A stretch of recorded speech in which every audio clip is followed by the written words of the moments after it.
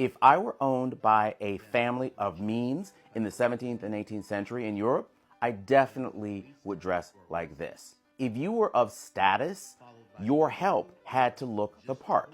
They wore the finest clothes. Some even wore jewelry to look the part and impress everyone. Bright colors like pink and red were signs of masculinity and strength. Just look no further than King Henry VIII. These were very popular colors that he wore at the time. This look, and many like it, are the building blocks to the black dandy and the foundation to which we build upon today. For more information on black dandyism, please read Slaves to Fashion, Black Dandyism, and the Styling of Black Diasporic Identity by Monica L. Miller. I clicked on the link below. I'm with one of my favorite dandies that I truly believe should be invited to the Met Gala this year. And Bill, tell us, what does being a dandy mean to you? Self-expression, confidence, black pride, actually. This would be part of the example of the bracelets that I have worn for years and whatever. And but also I might add that I think it's sometimes a sense of putting armor on against the outside world, and you just say, hey, I'm gonna cheer myself up today or whatever. Wonderful. And your beautiful wife. Oh, no. Okay, Eva was giving me a little bit of encouragement. What were you saying? It doesn't matter if your outfit matches. It's what makes you feel good. You want to wear that. And that's all it is. Oh, no, he's going anything.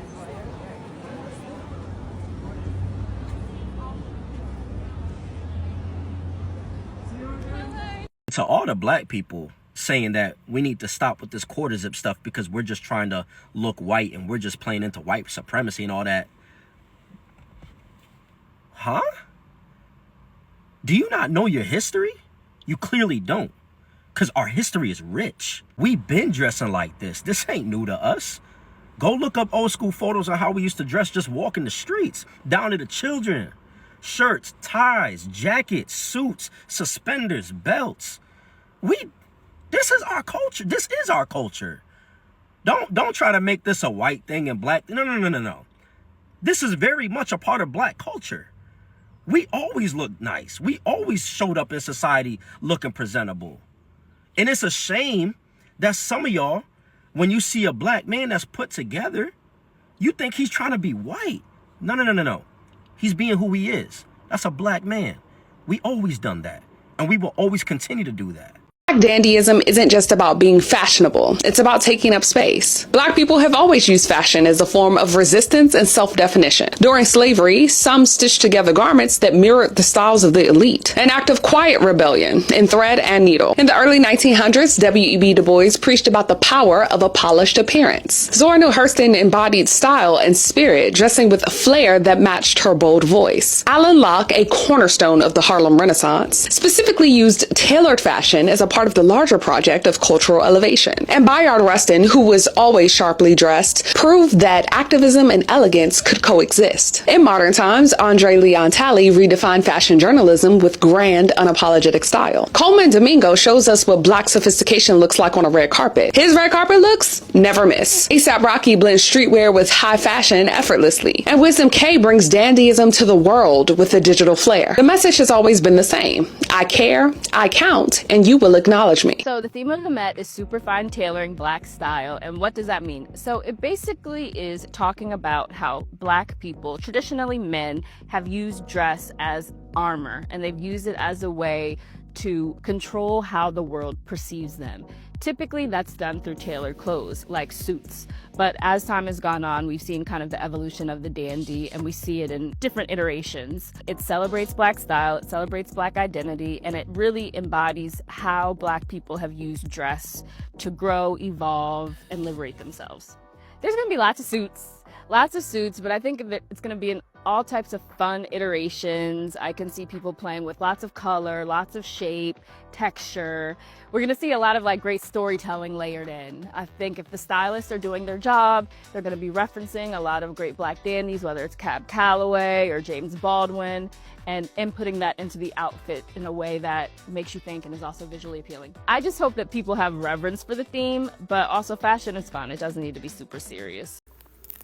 When people talk about the history of American fashion, I honestly think black dandyism deserves a much better place in that conversation. Yes. Because to me, black dandyism was never just about wearing a nice suit and all that. It was about taking control of how the world saw you. Okay, now, just imagine living in a society that constantly tries to reduce black people to stereotype and then choosing to walk into that society dressed impeccably. I mean, with a well-tailored suit, polished shoes, beautiful hats, bold colors, and of course, an attitude that said, you don't get to define me. You know, that is powerful. And what I find especially interesting is that black men weren't simply copying European fashion. No, no, no, no, no, no, no, no. That's not it. They took those traditional ideas of tailoring and elegance. And this is where I think a lot of people underestimate fashion.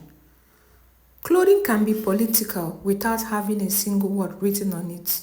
Yes. A suit can say, I belong here. And a hat can say, I refuse to disappear. You get the point now.